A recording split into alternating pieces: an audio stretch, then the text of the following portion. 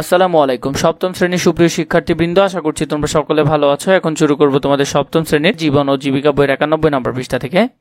চলো শুরু করি। মূল ভিডিওতে যাওয়ার আগে আপনাদের সকলের কাছে অনুরোধ থাকবে আমাদের যে আরো অন্যান্য চ্যানেলগুলো রয়েছে ওই চ্যানেলগুলোকে সাবস্ক্রাইব করে দেওয়া।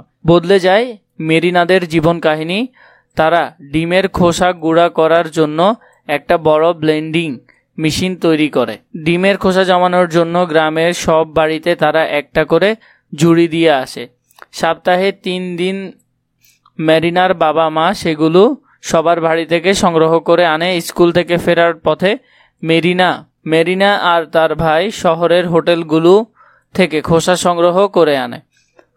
গুড়ার মান ভালো হওয়ায় তাদের এখন আর দোকানে ঘুরে ঘুরে বিক্রি করতে হয় না। তার বাবা মোবাইলে ফোনে অর্ডার আসে বিভিন্ন শহর থেকে, চাহিদা মতো তারা সরবরাহ করে। কখনো দেখা যায় কোম্পানি থেকে লোক এসে সংগ্রহ করে নিয়ে যায়। বেশ কিছু লোকও নিয়োগ দিতে হয় তাদের। এভাবে কেটে যায় বছর 5। মেরিনাদের পরিবার এখন স্বপ্ন দেখে ডিম খোসার গুঁড়া বিদেশে রপ্তানি করার। শুরু করে নতুন পরিকল্পনা। মেরিনার চরিত্রে নিজেকে কল্পনা করে নিচের ছকটি দলগত আলোচনার মাধ্যমে পূরণ করো। প্রথম বছরের জন্য স্বল্পমেয়াদী তোমার পরিকল্পনা, পরবর্তী 5 বছরের জন্য মধ্যমেয়াদী তোমার পরিকল্পনা, বিদেশে রপ্তানির জন্য দীর্ঘমেয়াদী তোমার পরিকল্পনা। উক্ত পরিকল্পনার একটি করে সামর্থ্য, দুর্বলতা, সুযোগ ও চ্যালেঞ্জ নিশ্চিত করে আত্মপ্রতিফলন। শিক্ষকের মতামত। প্রথম বছরের জন্য স্বল্পমেয়াদী আমার পরিকল্পনা। প্রথম বছরের জন্য স্বল্পমেয়াদী আমাদের পরিকল্পনা। প্রথমে ছোট পরিসরে কাজ শুরু, কয়েক মাস নিজের বাড়িতেই প্রশিক্ষণ, কাপড় কাটা, সেলাই, এমব্রয়ডারি, ব্লক প্রিন্ট, চুমকি পুঁথি ধারণা গ্রহণ, বুটিকের জন্য প্রয়োজনীয় উপকরণ সংগ্রহ, যেমন টেইলারিং মেশিন, কাঠের ডাইস, রং, বিভিন্ন ধরনের সুই সুতা, কাপড় প্রভৃতি, আত্মীয় স্বজন, বন্ধু বান্ধব এবং প্রতিবেশীদের কাছ থেকে কাজের অর্ডার নেওয়া। পরবর্তী 5 বছরের স্বল্পমেয়াদী তোমার পরিকল্পনা, হাঁস মুরগির খামার করা। এর পরবর্তী বিদেশে রপ্তানির জন্য দীর্ঘমেয়াদী তোমার পরিকল্পনা হলো ফলের বাগান করা।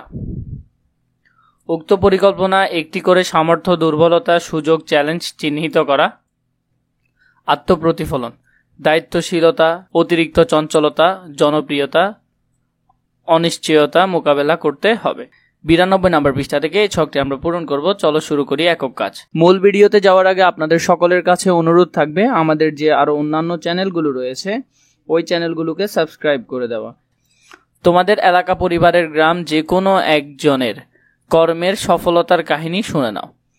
প্রশ্ন করে জেনে নাও তার বিভিন্ন ধাপে পথ চলার গল্প। তার লক্ষ্য কি ছিল, কিভাবে তিনি লক্ষ্যে পৌঁছান, তিনি কি কি বাধার সম্মুখীন হয়েছেন, কিভাবে সেই সব বাধা অতিক্রম করেছেন, এখনকার অবস্থান নিয়ে তার অভিব্যক্তি ইত্যাদি জেনে নাও।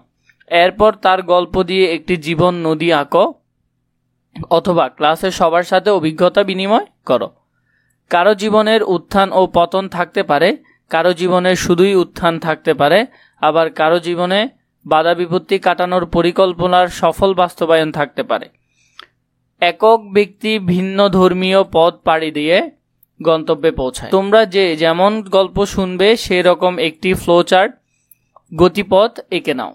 গতিপথের প্রতিটি ধাপে ছোট ছোট বর্ণনা থাকতে পারে।